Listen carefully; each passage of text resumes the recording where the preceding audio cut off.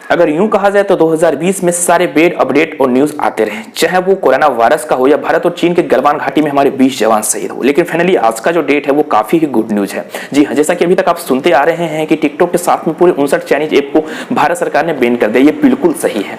वैसे कुछ दिन पहले हमने एक वीडियोज अपलोड किया था जिसमें कि हमारे भारत की एक वीर जवान जो कि चाइना बॉर्डर पर जाने से पहले सोशल मीडिया के द्वारा उन्होंने एक संदेश हम लोगों के लिए भेजा था। उसमें उन्होंने ये बताया कि हम लोग यहाँ पे बॉर्डर पर अपने जान को निछावर करने के लिए तैयार हैं। क्या आप घर बैठे बैठे अपने अंगुलियों के सहारा से इस टिकटॉक जैसे चाइनीज एप्लीकेशन को बहिष्कार नहीं कर सकते? और ये बातें काफी रंग लाई। और अगर आप हमारे यूट्यूब के फैमिली मेंबर्स हैं तो आपको पता होगा कि मैं हमेशा हर वीडियोस में कहते आया हूं कि चाइनीज सारे प्रोडक्ट का बहिष्कार किया जाए। और किसी पार्टिकुलर एक व्यक्ति का ये चैनल नहीं है, ये सभी उन सब्सक्राइबर और व्यूअर्स का है। यहाँ पर सिर्फ और सटीक और सही और प्रूफ के साथ बातें उठाई जाती है और जो भी बातें उठाई जाती है उस पर कार्रवाई भी होती है।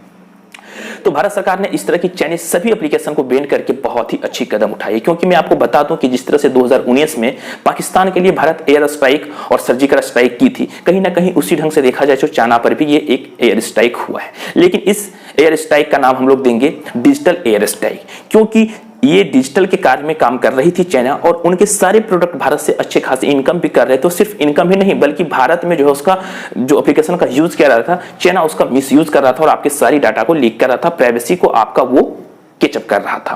क्योंकि आपको पता है कि जब आप किसी भी एप्लीकेशंस को डाउनलोड करते थे और इंस्टॉल करने के बाद फर्स्ट टाइम ओपन करते थे, वो आपसे बहुत तरह की प्राइवेसी लिया जाता था और टर्म एंड कंडीशन को एक्सेप्ट करने के लिए कहता था। वो सिर्फ इसलिए क्योंकि आपकी मासूमियत का गलत फायदा चाइनीज उठा रहा था। वैसे मैं कहूं तो ये सारे चाइनीज प्रोडक्ट को बहुत पहले ही बैन हो जाना चाहिए था, लेकिन पता नहीं भारत के उन सभी युवाओं और क्यों नहीं इसके ऊपर बातें उठाई। लेकिन अब जब ये मीडिया में तूल पकड़ा और ये बातें जब उठी और भारत के उन सभी जो भी सच्चे भारतीय वो बातें उठाए कि खास करके ये जो टिकटॉक है इसको तो बैन होना ही चाहिए, और भारत सरकार ने फाइनली सभी चाइनीज एप्लीकेशन को बैन कर दिया। ये बहुत ही खुशी की बात है और होना भी चाहिए। अगर मैं एक आंकड़े के तहत मैं आपको बता दूं तो 2020 दिसंबर तक मतलब कि चाइनीज के जितने एप्लीकेशन है उनसे चाइना जो है लगभग 100 करोड़ रुपया का जो है इनकम का टारगेट बनाया था।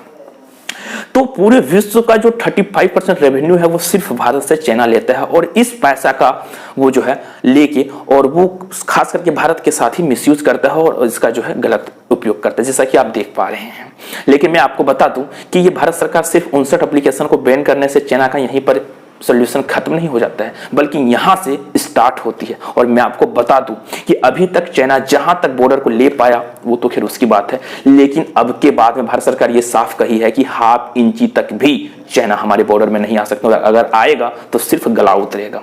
और भारत सरकार भी इसके ऊपर निर्णय कर रही है। और सच में हमारे जो भी वीर शहीद सैनिक हैं और जो भी हमारे जवान भारत की रक्षा के लिए बॉर्डर पर हमेशा 24 घंटा तैनात रहते हैं, उनकी जज्बे को सलाम करते हैं। और मैं सिर्फ यही चाहता हूं कि हमारे सभी भारतीय सिर्फ एकजुट बनाए रखें और गलत को गलत और सही को सही कहने का अधिकार रखें, क्योंकि भारत में भी बहुत सारे ऐसे लोग हैं जो कि एकदम गद्दार हैं तो भारत के अन्न खाते हैं लेकिन वो सारा गुणगान विदेश का करते हैं, चाहे वो पाकिस्तान का हो चाइना का हो। तो प्लीज आप ऐसा ना करें और सच्चे भारतीय हैं तो प्लीज वीडियोस पर एक लाइक करें, वीडियोस को शेयर करें ताकि सभी को ये अपडेट मिल सके। और चैनल को फर्स्ट टाइम है तो सब्सक्राइब करके बेल आइकन को प्रेस करें। और हाँ, अगर पर्सनली हमसे मिलना चाहते हैं या बात करना चाहते हैं आप तो इंस्टाग्राम @RDL पांडे पर जाके मुझसे फॉलो कर सकते हैं और पर्सनल बात कर सकते हैं। तो आई होप आज की वीडियो आपको कुछ ना कुछ न्यूज अपडेट मिली होगी। तब तक के लिए जय हिंद, जय भारत, वंदे मातरम।